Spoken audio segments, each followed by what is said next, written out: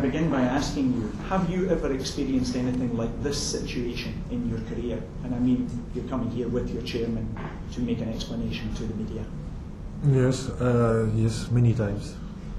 Many times. Yes. So this is something that happens regularly, for example, with Lyon. In France, yes, I think that it is not the first time. No. David, you've felt a need to speak this morning, obviously because of the situation. It's not a normal Friday. Why have you felt that need?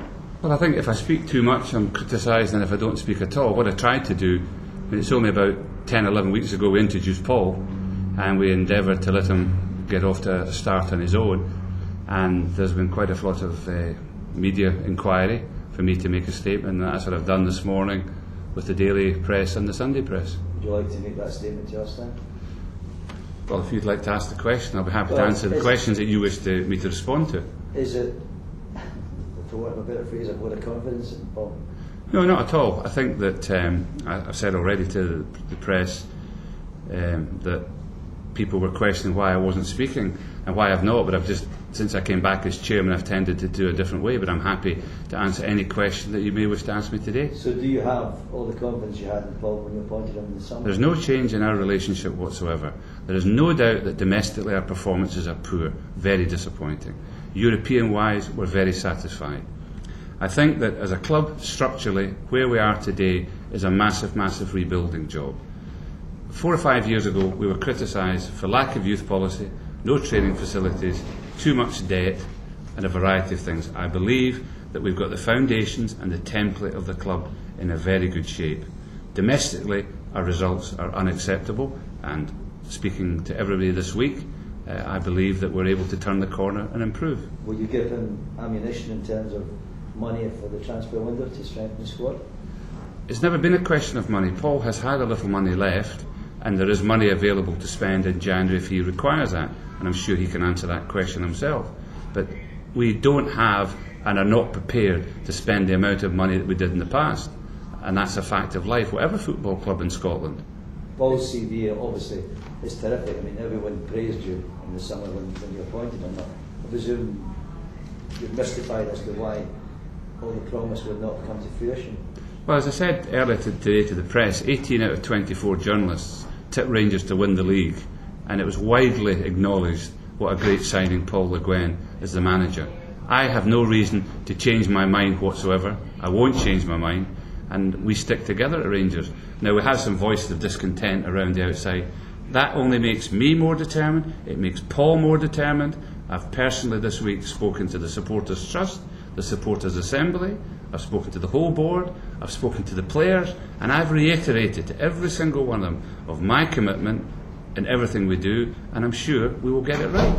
Have you any idea why they wouldn't have worked out so far? I think that the group of players that we put together are young, they're inexperienced, and they're taking time to adjust. I also think some of the foreign players probably underestimated of what was required in Scottish football. And I think that's the only way how you can make a comparison between a result like Livorno, Maccabi and St Johnstone, unless people can give me another explanation. Paul, when you had this situation at Lyon, you went through a difficult situation. At Lyon, however, you inherited a championship team. They had already won the league. Yes. This team is not a championship team and is in transition.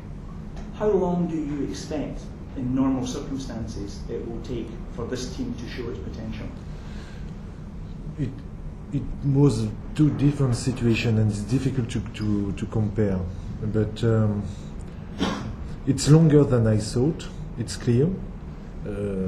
Bad result domestically, and I know that the expectation is far higher, and I fully understand that. I expect more from the player, a better team bonding. It's clear. We have a lot of new players, young new players, and they must be aware that it is a great responsibility to wear this jersey, and that the expectation is so high, and they must give the good response. When you say that it has taken longer to bond than you thought, did you believe that when you assembled these players in the summer, you had a team capable of winning the championship? It's difficult to say that because the gap was important last year.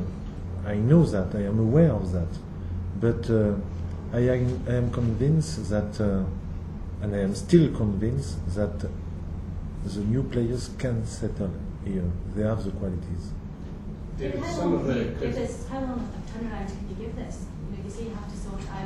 Who are you, sorry? Sheila, who declined. Well, I don't. If you look at my track record as a businessman and a chairman, I never make quick decisions. Paul is here for the long term, and we back him as the manager. You don't make a change after 10 weeks. We will evaluate the situation at the end of the season, and then we'll draw it up. I don't see the need to panic.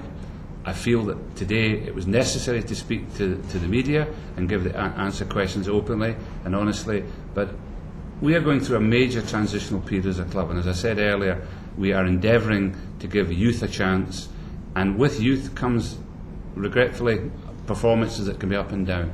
And I'm sure that everybody started, whatever career they've been in, whether it be journalistic, TV, as a younger person, you make mistakes and you learn from them. This is a team that will get better and obviously must get better. David, is that a categorical commitment that Paul and Gwen will be the manager come up May at the end of the season? Well, you never know what's ahead, but we have no intentions of changing. It's not in my mind to change. I hope it's not in Paul's mind to change. I think what happens is we have a huge interest in Scotland of football that's way beyond any reasonable thing, and it becomes an agenda issue every day. But I'm not for changing.